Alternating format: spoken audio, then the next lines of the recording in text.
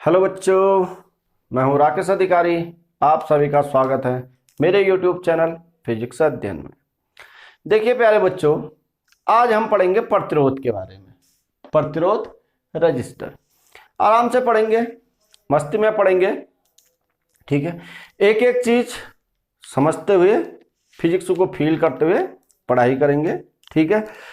और उम्मीद करता हूं कि आपके समझ में बहुत अच्छे से आएगा। एक एक चीज, एक एक पॉइंट समझाने का प्रयास करेंगे। देखिए प्रतिरोध होता क्या है, ठीक है। यहां प्रतिरोध का मतलब, वैसे प्रतिरोध शब्द का मतलब है, प्रतिरोध का मतलब होता है कोई बाधा उत्पन्न करना, ठीक है, यानी कोई रुकावट उत्पन्न करना। लेकिन यहां चालक का प्रतिरोध क्या हुआ, आपने रटी रटाई परिभाषा पढ़ी है, ठीक है। चालक जो है धारा के मार्ग में जो रुकावट या बाधा उत्पन्न करता है उसे क्या कहते हैं, प्रतिरोध कहते हैं। अब ये बाधा और जो रुकावट है किस कारण उत्पन्न होती है, हमने किस में जाना, कारण में जाना है, किस कारण उत्पन्न होती है, ठीक है। ये हम पढ़ेंगे कि किस कारण उत्पन्न होती है, ठीक है। वो जो बाधा उत्पन्न हुई या जो प्रतिरोध, जो कोई चालक तार है, तो आपके पास किसी चालक में आपको पता है किसी चालक में क्या होता है, धारा बहुत तेजी से बहती है, यानी धारा बहने का मतलब क्या, मुक्त इलेक्ट्रॉन जो होंगे वो तेजी से बहेंगे। तो आपने सुना होगा, ठीक है, आपने पढ़ा भी होगा, चांदी क्या सबसे बड़ा सुचालक है, ठीक है। और तो इसका मतलब क्या हुआ, चांदी में जो है मुक्त इलेक्ट्रॉन क्या तेजी से प्रवाहित हो रहे होंगे, यानी उसका प्रतिरोध क्या होगा, कम होगा। तो किसी चालक में प्रतिरोध कम होता है, किसी चालक में प्रतिरोध ज्यादा होता है, इसके पीछे कारण क्या है यह हम पूरा पढ़ेंगे, ठीक है। पहले तो प्रतिरोध की परिभाषा,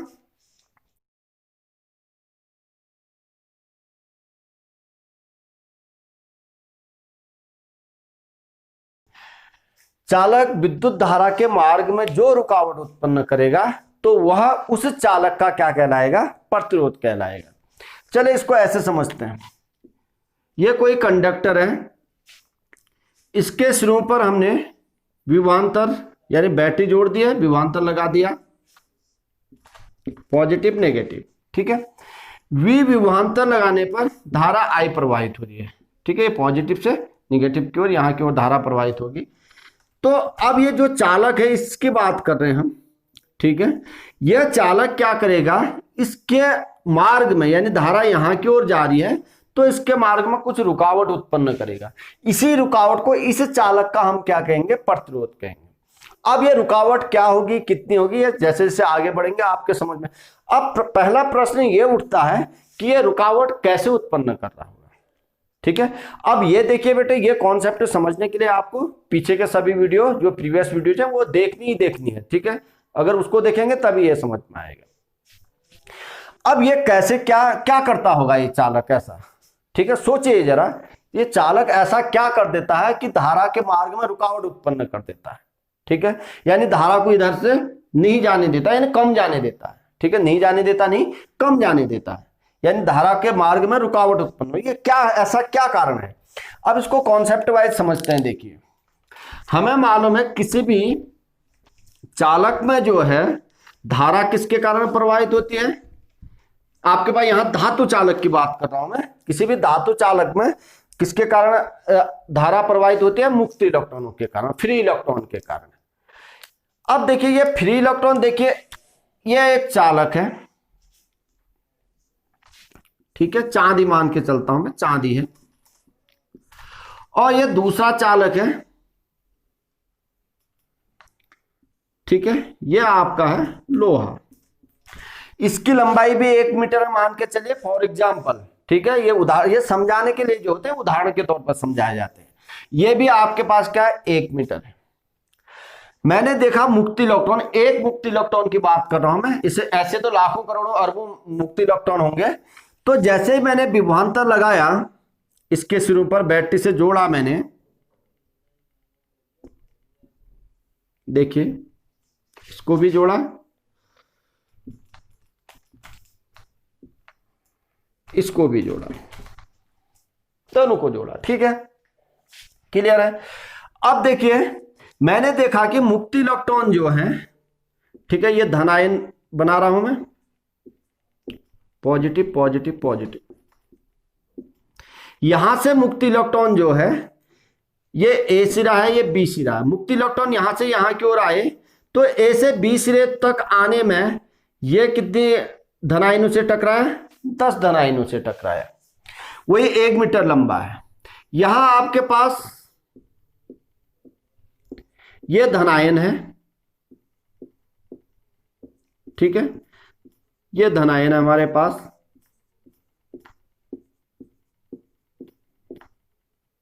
यहां से ये ए सिरा है, ये बी सिरा है। बी सिरे से ए सिरे तक आने में मुक्त इलेक्ट्रॉन मान के चले 20 बार टकराया, 20 बार। और यहां से यहां आने पर 10 बार, 10 बार टकराया। अब देखिए ये 20 बार यहां इसमें लोहे में जो मुक्त इलेक्ट्रॉन है वो कितनी बार, यहां से 1 मीटर, उदाहरण के तौर पे बता रहा हूं मैं, बार बार कह रहा हूं। 1 मीटर आपके पास, यहां 1 मीटर ये भी है, 1 मीटर ये है।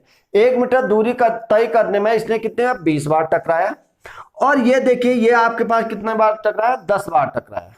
तो जब माना 1 सेकेंड हुआ होगा तो ये इलेक्ट्रॉन, ये जो आपके पास इसमें मुक्त इलेक्ट्रॉन होगा ये कहीं यहां ही पहुंचा होगा।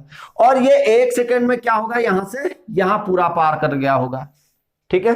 तो इसका मतलब आपके पास क्या है, किसके मार्ग में ज्यादा बाधा उत्पन्न हुई, इसके मार्ग में ज्यादा बाधा उत्पन्न हुई। ये सब धनायनों से ज्यादा बार टकरा रहा है,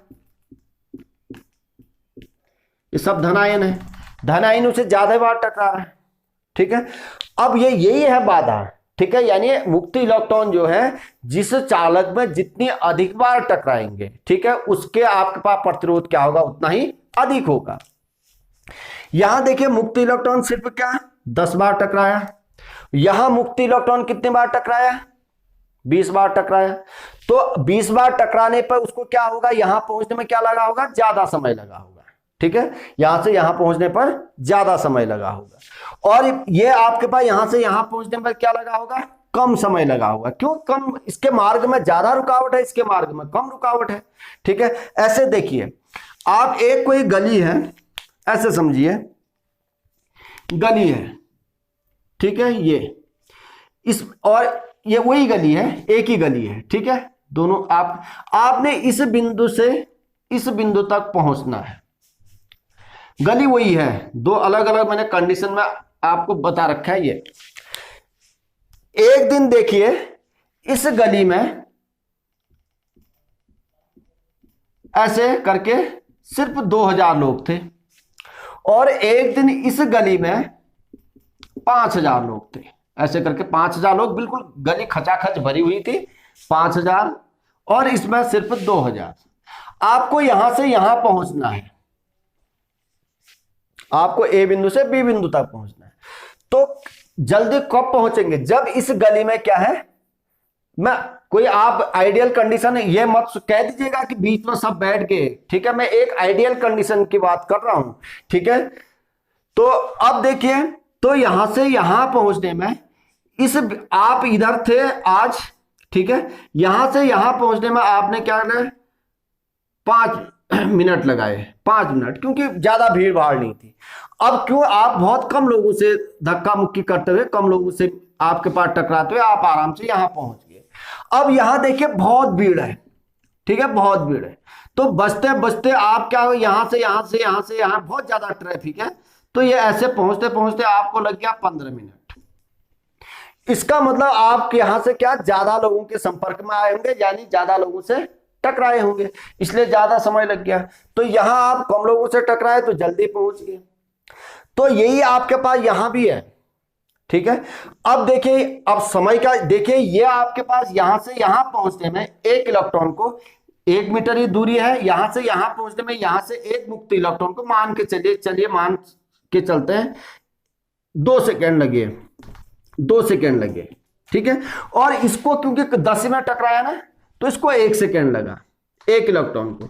तो इसमें प्रवाहित धारा आई, प्रति सेकेंड प्रवाहित धारा कितनी होगी, देखिए प्रति सेकंड प्रवाहित धारा को ही तो जो आपके पास प्रति सेकंड जो आवेश प्रवाहित होता है उसी को तो धारा कहते हैं। आवेश 1 इलेक्ट्रॉन की बात कर रहे हैं तो Q/T, तो I बराबर देखिए Q में 1 इलेक्ट्रॉन पर आवेश कितना होता है, इतना होता है, ठीक है। और आपके पास T कितना, 1 सेकेंड, तो आप 1.6 × 10⁻⁻⁹ एम्पियर। अब यहां देखिए तो आपके पास क्या I बराबर कितना 1.6, वही एक ही मुक्त इलेक्ट्रॉन है, ठीक है। अब इसको लग गया 2 सेकेंड लग गया, तो इसमें प्रवाहित धारा आपके पास क्या होगी, तो 0.8 इंटू 10⁻⁻19। देखिए यहां धारा क्या होगी आपके पास, कम होगी। अब हमें मालूम है, ठीक है, जो आपके पास प्रतिरोध का जो फॉर्मूला है V बराबर, वैसे भी देखिए प्रति सेकंड अगर धारा कम प्रवाहित हो रही तो इसके मार्ग में ज्यादा बाधा उत्पन्न हुई होगी, और प्रति सेकंड आपके पास धारा ज्यादा आपके पास प्रवाहित हो रही है या उत्पन्न हो रही है तो इसके मार्ग में कम बाधा उत्पन्न हुई होगी। कम बाधा है तो इसका मतलब इसका प्रतिरोध R1 मान लेते हैं, इसका प्रतिरोध R2 मान लेते हैं, तो हम कह देंगे R2 का प्रतिरोध क्या ज्यादा R1 से। डायरेक्टली कॉन्सेप्ट से भी हो जाएगा। एक वैसे अगर आपने करना V/I बराबर, हमने ओम के नियम से क्या पढ़ा था, V/I इक्वल टू R। देखिए यहां हमारे पास क्या है, I हमारे पास यहां क्या है,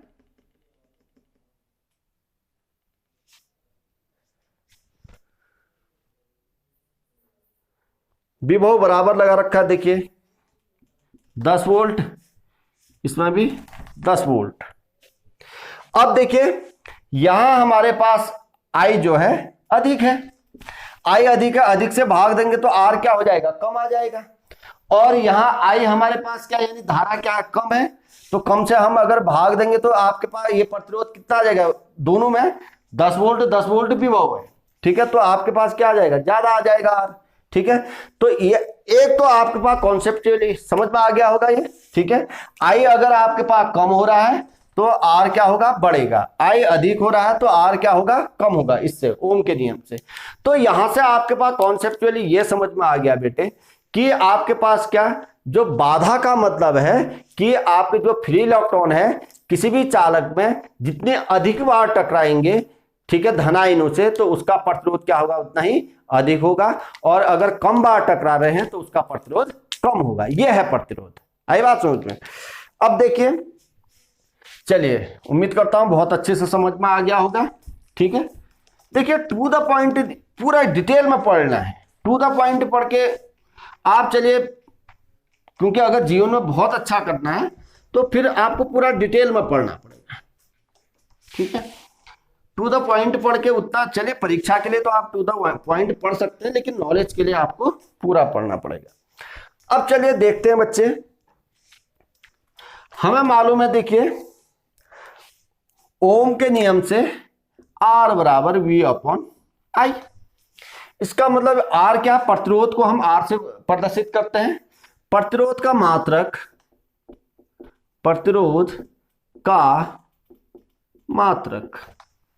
कितना हो जाएगा, यहां से देखिए V का क्या होता है, वोल्ट, और I का क्या होता है, एम्पियर, वोल्ट पर एम्पियर कहेंगे, एम्पियर, ठीक है। इसी को देखिए ओम ने ये बताया, तो ओम के सम्मान में इसी को हम कह देते हैं या ओम ज्यादा चलन में है, ओम, ठीक है। यानी आपके पास प्रतिरोध का मात्रक क्या होगा, ओम, या आप कह सकते हैं वोल्ट पर एम्पियर, ओहम, ठीक है, ऐसे लिखते हैं। इसका प्रतीक चिन्ह है, देखिए ओम को किससे कैसे प्रदर्शित करेंगे हम, इस तरीके से, ठीक है, इसका प्रतीक चिन्ह है, ओम कैसे लिखते हैं उसका। अब देखिए बच्चे, अब इसका विमीय सूत्र क्या होगा, ठीक है, विमीय सूत्र। अब चलिए विमीय सूत्र आपके पास कितना, प्रतिरोध का है, प्रतिरोध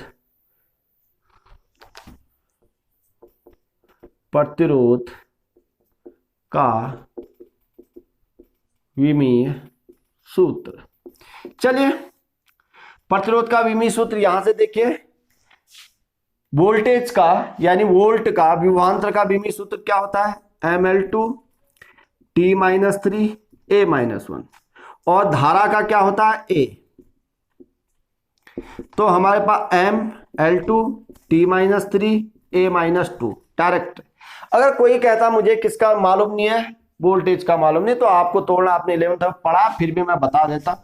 V बराबर हमारे पास क्या होता है बेटे, W/Q। अब W का तो मालूम होगा ही, अगर W का भी मालूम नहीं होगा तो F/R में इसको तोड़ लीजिएगा, ठीक है। यानी W मतलब कार्य का होता है mL2 T-2, और आपके पास Q का यानी आवेश का होता है आपके पास A इंटू टी। तो V का देखिए कितना हो जाएगा, B में सूत्र आपका ML2T-3, ये ऊपर जाएगा A-1। और आपके पास देखिए R का अगर आपने निकालना तो V अपॉन क्या है, I है।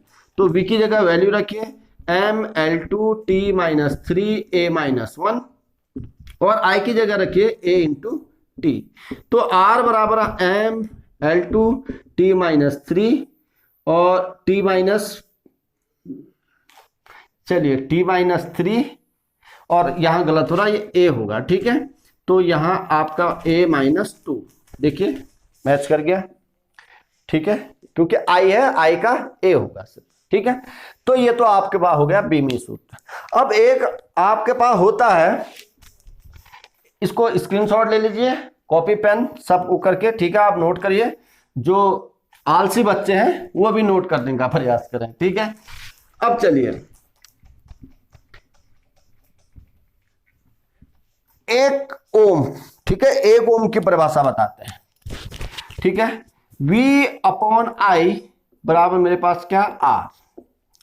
अगर आपके पास क्या V बराबर 1 वोल्ट है और I बराबर क्या है 1 एम्पियर है, तब R बराबर कितना होगा, 1 ओम, ठीक है। ये यानी किसी चालक तार के, ये चालक तार है,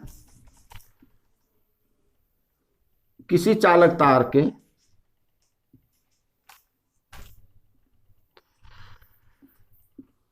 शुरू पर 1 वोल्ट का विभवांतर लगाने पर धारा I कितनी उत्पन्न हो रही है, 1 एम्पियर की धारा उत्पन्न हो रही है। तब इस जो आपके पास चालक का जो आपके पास क्या होगा, प्रतिरोध होगा, वो कितना होगा, 1 ओम होगा, इस चालक का प्रतिरोध, ठीक है। यहां से परिभाषा बन जाएगी,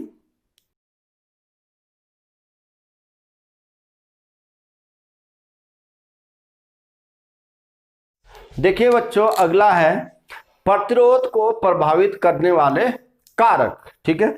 यानी इसका कहने का मतलब है प्रतिरोध कम और ज्यादा किस कारण होगा, प्रभावित करने का मतलब यह है, ठीक है। अब देखिए, प्रतिरोध को प्रभावित करने वाले कारक, ठीक है, प्रतिरोध को प्रभावित करने वाले कारक। अब इसको मैं दो तरीके से बताऊंगा बच्चों, एक तो कॉन्सेप्ट बेस पे, एक मैथमेटिकली, ठीक है। अब देखिए दोनों से आप समझने का प्रयास करिए, ठीक है। कॉन्सेप्ट आपका मजबूत होगा, एग्जाम में या कहीं आपके पास न्यूमेरिकल है तो मैथमेटिकली आप आराम से उसको समझ सकते हैं। चलिए पहले हमें मालूम है, देखिए आपको क्या मालूम है, एक फॉर्मूला मालूम है, कब, जब अनुगमन वेग के आधार पर आपने सिद्ध किया था का कूलाम का, सॉरी, अनुगमन वेग के आधार पर ओम का नियम जब आपने सिद्ध किया, तब आपके पास आर की एक वैल्यू आई थी, आर बराबर कितना आया था, ml upon n² a tau. m जो है मास ऑफ इलेक्ट्रॉन है, l क्या है, लेंथ ऑफ कंडक्टर, n क्या है आपका प्रत्येकांक आयतन में इलेक्ट्रॉन, मुक्त इलेक्ट्रॉनों की संख्या, ठीक है, number of free electron per unit volume, ठीक है। ये आपके पास चार्ज ऑफ इलेक्ट्रॉन यानी चार्ज ऑफ फ्री इलेक्ट्रॉन, ये आपके पास क्रॉस सेक्शनल एरिया कंडक्टर का, टाउ आपके पास रिलैक्सेशन टाइम यानी श्रांति काल। अब देखिए पहला जो आपके पास है, किसी भी चालक का प्रतिरोध जो है किस पर निर्भर करता है, उसकी लंबाई पर निर्भर करता है। यहां से देखिए R अनुक्रमानुपाती L, इसका मतलब यहां से ये हुआ कि जैसे जैसे लंबाई बढ़ेगी, ठीक है, जैसे जैसे क्या बढ़ेगी, लंबाई बढ़ेगी, वैसे वैसे प्रतिरोध भी बढ़ेगा। अब देखिए हम सीधे लिख देंगे कि आपका क्या, जो चालक का जो आपके पास प्रतिरोध है उसकी किस पर निर्भर करता है, उसकी लंबाई पर निर्भर करता है। इसको देखिए कॉन्सेप्चुअली समझते हैं। एक आपके पास चांदी का तार है, L लंबाई का है, और ये दूसरा चांदी का तार है,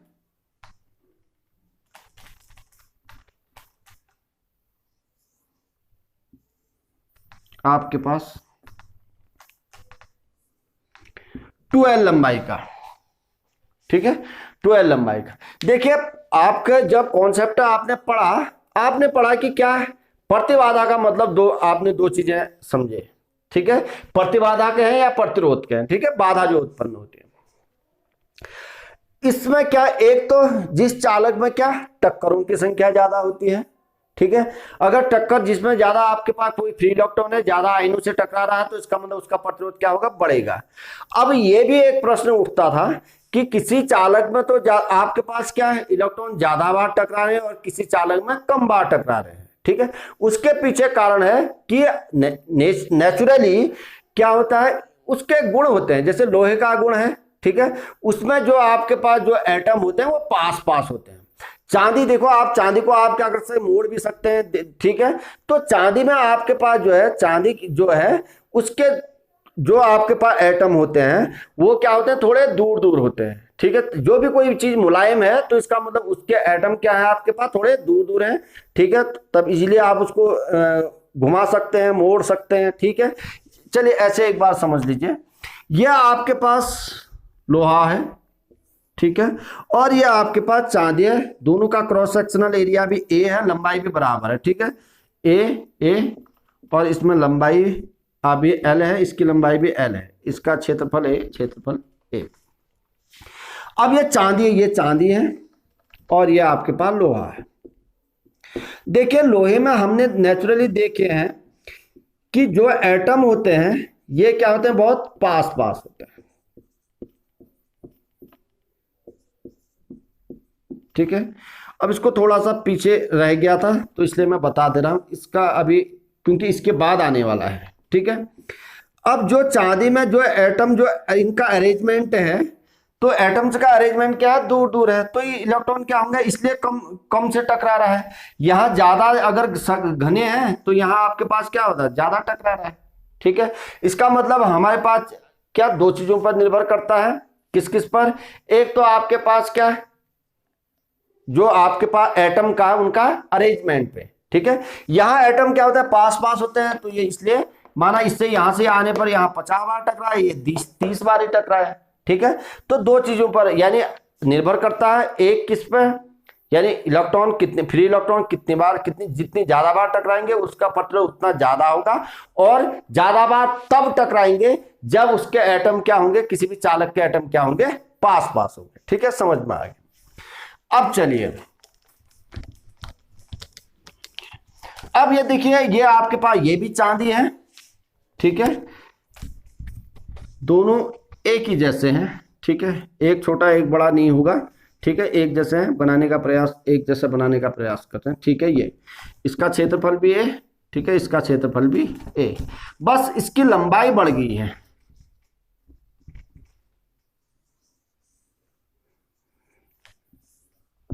ठीक है, क्षेत्रफल ए है, लंबाई इसकी 12 होगी। चलिए यहां से यहां पर आने में एक फ्री इलेक्ट्रॉन को ए बिंदु है, ये बी बिंदु है, बी से ए तक आने में 10 बार टकरा है, और यहां देखिए लंबाई बढ़ गई तो इसका क्या टक्करों की संख्या ज्यादा हो जाएगी, तो इसका मतलब जो इसका प्रतिरोध है R2 R1 से क्या होगा ज्यादा होगा क्योंकि टक्करों की संख्या बढ़ गई है, ठीक है। टक्करों की संख्या बढ़ने का मतलब आपके पास क्या हुआ यानी पर सेकेंड जो आपके पास प्रवाहित होने वाले जो फ्री इलेक्ट्रॉन है वो क्या हो जाएंगे कम होंगे, ठीक है। तो यहां हम कह देंगे R2 हमेशा आपके पास बड़ा होगा किससे R1 से, ठीक है, पहला तो ये हो गया। दूसरा, अब दूसरा ये देखिए R अनुक्रमानुपाती 1/a, यानी जैसे जैसे क्षेत्रफल बढ़ेगा अनुप्रस्थ काट का क्षेत्रफल वैसे वैसे प्रतिरोध क्या होगा कम होगा, मैथमेटिकली तो सीधे से हो गया। अब इसको कॉन्सेप्ट समझते हैं, ठीक है। माना चांदी का ही चालक तार ले लेते हैं, चलिए ये अब एक चांदी का तार यह लंबाई चलिए दोनों के बराबर मान लेते हैं। अब देखिए यहां आपके पास प्रति सेकेंड इलेक्ट्रॉन यहां से गुजर रहे हैं 50, छोटा एरिया ना 50 गुजर रहे हैं। अब यहां ज्यादा बड़ा है तो देखिए ज्यादा बड़ा होने का मतलब यहां से इलेक्ट्रॉन क्या होंगे, ज्यादा गुजरेंगे। माना प्रति सेकंड यहां से कितने इलेक्ट्रॉन गुजर रहे हैं, 100 इलेक्ट्रॉन गुजर रहे हैं, 100 इलेक्ट्रॉन, ठीक है। और यहां से प्रति सेकंड क्या है, 50 इलेक्ट्रॉन। अब इसका प्रश्न यह उठ सकता है कि यहां से 100 इलेक्ट्रॉन क्यों गुजर रहे हैं, यहां से 50 क्यों गुजरे, ये तो एग्जाम्पल के रूप में ले रखा है।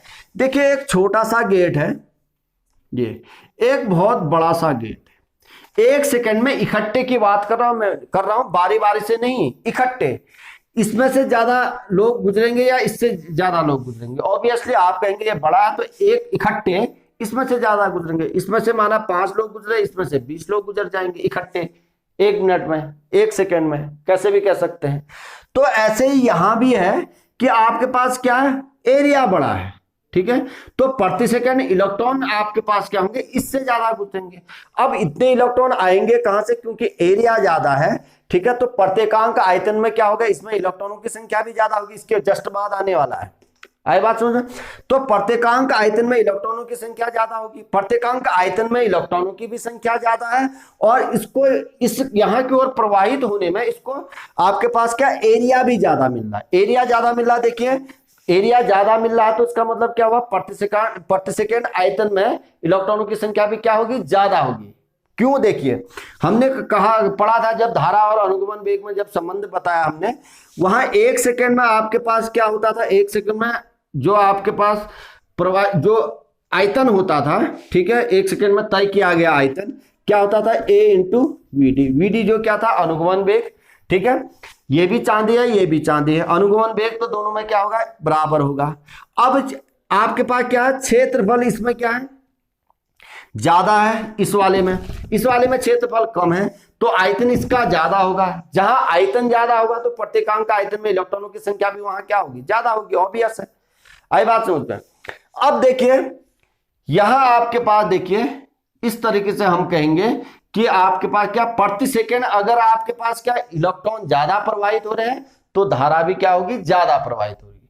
देखिए यहां से 50 इलेक्ट्रॉन है, क्यू बराबर हमारे पास क्या, 50, क्यू बराबर हमारे पास आ जाएगा, क्यू बराबर 50 into 1.6 into 10 to the power -19 coulomb, ठीक है, इतने। और 1 सेकंड में तो आपके पास आई बराबर कितना आ जाएगा, 50 into 10 to the power 50 into 1.6 into 10 to the power -19 coulomb बट्टे 1, यानी इतना एम्पियर धारा आ जाएगी। अब यहां देखिए क्यू बराबर आपके पास क्या, 100 गुणा 1.6 into 10 to the power -19 coulomb. I बराबर 1 सेकंड में ज्यादा है ना, आई बराबर आपके पास कितना हो जाएगा, 100 into 1.6 into 10 to the power -19 coulomb upon 1। तो यहां धारा क्या हो रही, ज्यादा प्रवाहित हो रही है, उससे दुगनी धारा प्रवाहित हो रही है ना, तो दुगनी धारा प्रवाहित हो रही है यहां से। तो अगर धारा ज्यादा प्रवाहित हुई तो हमें मालूम है क्या, V अपॉन आई बराबर क्या, R। जहां धारा ज्यादा प्रवाहित होती है आई, तो उसका प्रतिरोध क्या होगा, कम होगा। यहां धारा ज्यादा प्रवाहित हो रही है तो प्रतिरोध कम होगा, यहां धारा कम प्रवाहित हो रही है तो प्रतिरोध अधिक होगा, ठीक है। उम्मीद करता हूं आपके समझ में आ गया होगा। इतना आपके समझ में अगर आ गया है तो अब एक तीसरी चीज है, ठीक है, प्रत्येकांक आयतन में इलेक्ट्रॉनों की संख्या पर भी निर्भर करेगा, ठीक है। तीसरा R अनुक्रमानुपाती 1/n। यदि प्रत्येकांक आयतन में इलेक्ट्रॉनों की संख्या जितनी अधिक होगी तो वहां आपके पास क्या होगा, प्रतिरोध क्या होगा, उतना ही कम होगा, क्योंकि 1 सेकंड में इलेक्ट्रॉन ज्यादा है ना। अब देखिए इधर देख लीजिए, इसमें प्रत्येकांक आयतन में इलेक्ट्रॉनों की संख्या 50 है, तो 1 सेकंड में माना 50 इलेक्ट्रॉन गुजर रहे हैं। इसमें प्रत्येकांक आयतन में इलेक्ट्रॉनों की संख्या 200 है, तो 1 सेकंड में 200 इलेक्ट्रॉन गुजर रहे हैं, तो इसमें धारा ज्यादा बहेगी, ठीक है, ऑब्वियस है, समझ में आ गया आपके। अब तीसरा आपके पास है बहुत इंपॉर्टेंट जो है श्रांति काल, ठीक है। ये तो इजी है, आपके समझ में आ गए होंगे। अब इसमें थोड़ा सा समझिएगा, श्रांति काल यानी जैसे जैसे श्रांति काल कम होता है वैसे वैसे प्रतिरोध क्या होगा, बढ़ेगा। हाँ, वैसे वैसे प्रतिरोध बढ़ेगा। अब इसको श्रांति काल पर देखो, पहले तो हम कहेंगे लंबाई पर निर्भर करता है, जैसे हम लिखेंगे भी इसको, लंबाई बढ़ने पर क्या प्रतिरोध बढ़ता है, क्षेत्रफल पर निर्भर करता है, क्षेत्रफल बढ़ने पर प्रतिरोध क्या होता है, घटता है, और यहाँ प्रत्येकांक आयतन पर इलेक्ट्रॉन की संख्या पर निर्भर करता है। ठीक है, जैसे जैसे प्रत्येकांक आयतन में इलेक्ट्रॉनों की संख्या बढ़ेगी वैसे वैसे प्रतिरोध कम होगा। ठीक है, अब यहाँ हम कहेंगे श्रांति काल या ताप पर, अधिकतर इसको ताप पर, ताप का और श्रांति काल का क्या संबंध है वो बताते हैं। ताप पर निर्भर करता है, ताप पर निर्भर करता है क्या प्रतिरोध है। चलिए, ये कोई चालक तार है, ठीक है, ये इसमें हमने वोल्टेज लगा रखा है, ठीक है, पॉजिटिव और नेगेटिव। ये धनायन है, ठीक है, धनायन है, धनायन। देखिए पहले मैंने 10 वोल्ट लगाया, 10 वोल्ट लगाया तो जो आपके पास यहाँ फ्री इलेक्ट्रॉन होगा, फ्री इलेक्ट्रॉन पे क्या है, जो एनर्जी गई, ठीक है, एनर्जी जाने के बाद वो क्या हुआ, यहां से यहां टकरा, चलिए इधर टकराया, एक टक्कर, ये टक्कर होगी, दो, एक ये टक्कर, ठीक है, तो ये आपके थोड़ा स्लोली टकराया, यानी यहां से यहां जाने में इसको क्या ज्यादा समय लगा होगा। ठीक है, अब इसका वोल्टेज कर दिया मैंने 50 वोल्ट। 50 वोल्ट करने पर इस जो फ्री इलेक्ट्रॉन पर है इसमें क्या एनर्जी ज्यादा मिली होगी, क्योंकि इसका वैद्युत क्षेत्र बड़ा होगा ना, E बराबर V/L होता है हमारे पास। ठीक है, तो वैद्युत क्षेत्र बढ़ा तो वैद्युत क्षेत्र के कारण उस पर क्या फोर्स ज्यादा लगा होगा, फोर्स ज्यादा लगने का मतलब इसको क्या होगी, एनर्जी ज्यादा मिली होगी। अब ये एनर्जी ज्यादा मिलेगी तो ये क्या करेगा, तेजी से इस जो इन दोनों के बीच जो टक्कर होगी अब तेजी से होगी। पहले माना इसने 2 सेकंड लगाया, फॉर एग्जांपल 2 सेकंड बहुत बड़ा समय होता है, इतना होता नहीं है, एक आपको समझाने के लिए कह रहा हूं। तो इसको देने पर अब लगा 1.2 सेकंड लगा, ये उदाहरण के तौर पे। तो देखिए अब यहां आपके पास क्या श्रांतिकाल क्या हो रहा है, श्रांतिकाल क्या हो रहा है, घट रहा है। ठीक है, अब देखिए पहले श्रांतिकाल जब 10 वोल्ट दिया था, 10 वोल्ट दिया था, 2 उत्तरोत्तर टक्करों के बीच जो समय लेता है उसी को श्रांतिकाल कहते हैं। ठीक है, तो 2 सेकंड लग रहा था। अब जब 50 वोल्ट एनर्जी बढ़ गई, 50 वोल्ट, तो इसने क्या लगाया, आधा सेकंड लगाया। तो अब श्रांतिकाल हमारे पास, श्रांतिकाल जो पहले श्रांतिकाल T1 था, अब श्रांतिकाल T2 होगा। तो T1 क्या है, ज्यादा है किससे, T2 से, यानी पहले ये तय करने में ज्यादा समय लगाया, अब कम समय लगाया। अब ताप बढ़ने पर यह श्रांतिकाल क्या हो रहा है, घट रहा है। ताप बढ़ने पर, आपको समझ में आया, ताप बढ़ने पर श्रांतिकाल क्या हो रहा है, घट रहा है। अब यहां से देखिए, अगर ताप बढ़ने पर श्रांतिकाल घट रहा है तो प्रतिरोध क्या होगा, बढ़ेगा। ताप क्या हुआ, बढ़ा था, श्रांतिकाल क्या हुआ, घट रहा है। तो देखिए अब एक तो आप कह सकते हैं ताप बढ़ने पर श्रांतिकाल क्या होता है, घटता है। श्रांतिकाल घटेगा तो इसका प्रतिरोध क्या होगा, बढ़ेगा। और दूसरे शब्दों में हम डायरेक्ट कह सकते हैं ताप बढ़ने पर प्रतिरोध क्या होगा, बढ़ेगा। ताप बढ़ने पर प्रतिरोध बढ़ेगा। ठीक है, सीधे से हो गया, ताप बढ़ने पर, इस संबंध से आप निकालेंगे, ताप बढ़ने पर प्रतिरोध बढ़ेगा। ठीक है, उम्मीद करता हूं ये टॉपिक आपको बहुत अच्छे से समझ में आया होगा दोस्तों। ठीक है, अगर आपको अच्छा लग रही है वीडियो, ठीक है, आपको मजा आ रहा है पढ़ने में, तो लाइक करिए, कमेंट करिए, शेयर करिए। ठीक है, अधिक से अधिक लोगों तक पहुंचाइए। ठीक है, अगर आप पहुंचाएंगे तभी चैनल ग्रो करेगा। ठीक है, तभी मैं भी आगे को पूरे मनोयोग से पढ़ाने का प्रयास करूंगा। ठीक है, जय हिंद, जय भारत, वंदे मातरम।